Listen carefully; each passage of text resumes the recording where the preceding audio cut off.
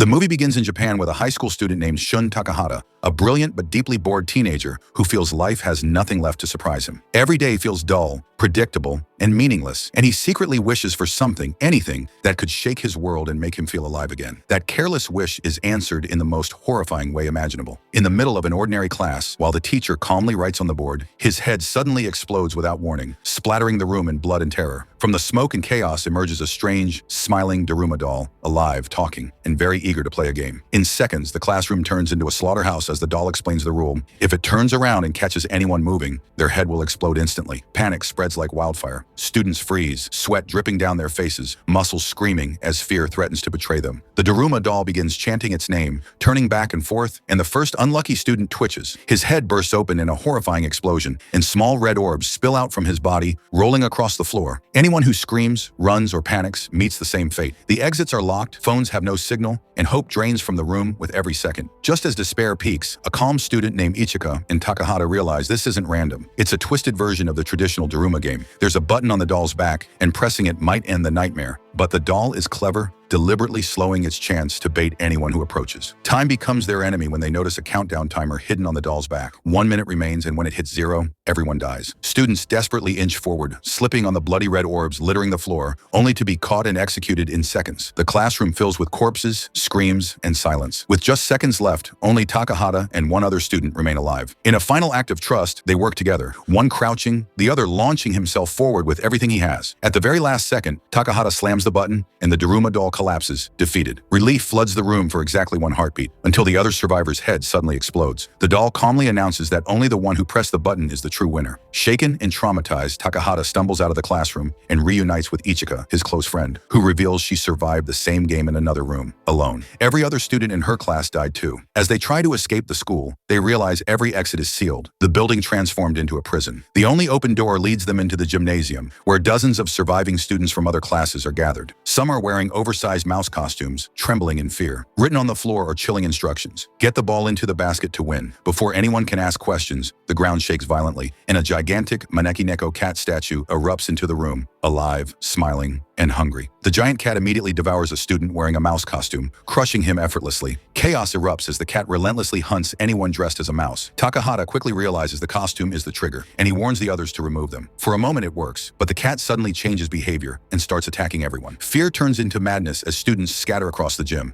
A basketball appears, along with a hoop embedded in the cat's body. The rule becomes clear: score the ball to win. A confident basketball player takes the shot, but the cat swats the ball back with monstrous force, killing him instantly. The message is brutal: skill alone won't save you here. As the timer ticks down, Ichika nearly becomes the cat's next victim. Without hesitation, Takahata puts on a mouse costume to draw the cat away, sacrificing his safety for her. Something strange happens. While wearing the costume, Takahata can hear the cat's thoughts. It doesn't want blood, it wants its back scratched so it can sleep. Risking everything, Takahata climbs onto the cat, scratches its back, and miraculously calms the beast. Other students join in, piling onto the massive creature as it slowly drifts into sleep. But greed and fear return when they argue over who should take the winning shot, waking the cat and killing more students in seconds. Thinking fast, Takahata comes up with a desperate plan. He hides the real ball inside a broken one, using Ichika as a distraction. As the cat focuses on her, Takahata throws his disguise ball toward the hoop. It misses, and hope collapses, until a quiet student named Miike appears out of nowhere and scores at the very last second. The game ends. The cat declares the winners: Takahata, Ichika, and Miike. But before anyone can process survival, Miike reveals his true nature. Believing only the strong deserve to live, he brutally murders the remaining losing students with his own hands, smiling as blood spills across the floor. A blinding mist fills the gym, and the 3 survivors are transported away as news reports flood the world.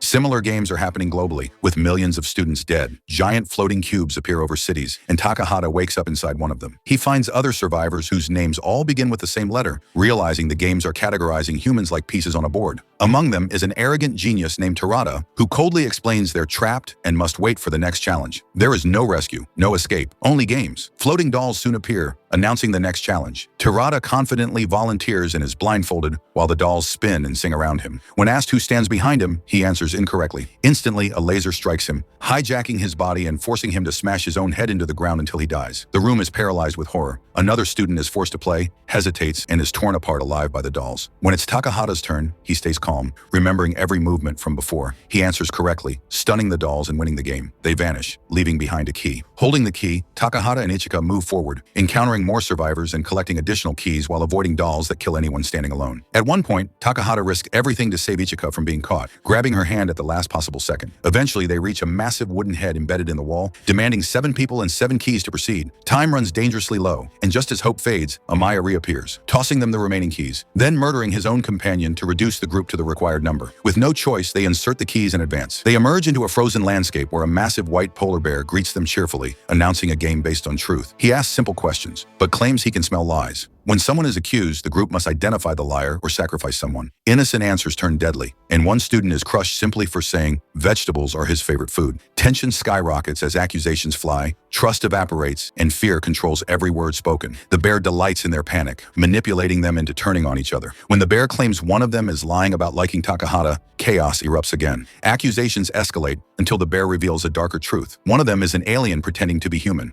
Under pressure, the group sacrifices Takahata's former love, Tsuya, crushing her to death despite his protests. As her blood splashes the bear's body, Takahata notices something critical. The white paint on the bear washes away, revealing black underneath. In a sudden realization, Takahata accuses the bear itself of lying. Enraged but exposed, the bear attacks, only to be defeated, declaring Takahata the winner. Transported again, the survivors face the final game. A puppet explains that one person will become Okuma, the Seeker, while the others hide. If Okuma captures 3 people, Okuma wins. But there's a twist. A box in the center contains a supposed bomb. Kicking it would free everyone, but kill the kicker. Fate chooses Amaya as Okuma, the worst possible outcome. He immediately embraces the role, hunting others with terrifying efficiency and locking them in cages without mercy. Takahata and Ichika attempt to escape, but Amaya corners them. Realizing there's no time, Ichika sacrifices herself, allowing Amaya to capture her so Takahata can run. Devastated but determined, Takahata hides and prepares his counterattack. Amaya taunts him, claiming the game is already won, but Takahata doesn't believe him. He finds a heavy suit of armor, putting it on despite how badly it restricts him, forming a risky plan that hinges on deception. When Amaya confronts him, Takahata pretends to be helpless, allowing Amaya close enough to remove the armor's helmet. In that moment, Takahata springs his trap, revealing chains binding Amaya's body, preventing him from reaching the box. In a final struggle, Takahata throws himself off the structure, dragging Amaya down with him. He escapes the armor just in time, climbs back up, and with everything left in his body, kicks the box. There is no explosion. The sun sets, ending the game. The puppets return, applauding. They admit there was never a bomb. The fear was the real challenge. Fireworks fill the sky as they announce Takahata as the winner. Amaya rages, believing he's about to die. But the puppets reveal no one will be killed in this final game. Relief floods the survivors as they are rewarded with ice cream, celebrating what they believe is their escape. As Takahata sits with Ichika, exhausted and emotionally shattered, they talk quietly about what they'll do once this nightmare's over. For the first time, the world feels calm. Then Ichika notices words carved into her ice cream stick. Her face crumbles as tears fall. It reads, "You lost, you will die." Takahata checks his own stick. It says he will live. The truth becomes horrifyingly clear. The puppets explain that every ice cream stick contains fate. Skill and intelligence mattered, but luck decides everything in the end. One by one, lasers fire. Ichika evaporates before Takahata's eyes, along with the remaining students marked for death. He screams in agony, powerless to stop it. Only Takahata and Amaya are left alive. The survivors are transported to the top of the massive cube floating over Japan. Crowds cheer below, celebrating their victory, unaware of the blood and suffering that made it possible. Takahata stands frozen, hollowed out by grief, staring at the sky where everything began. If you enjoyed this intense movie recap, don't forget to like the video, subscribe to Great Animation Recaps, turn on the notification bell so you're the first to catch our next epic fantasy and horror recap,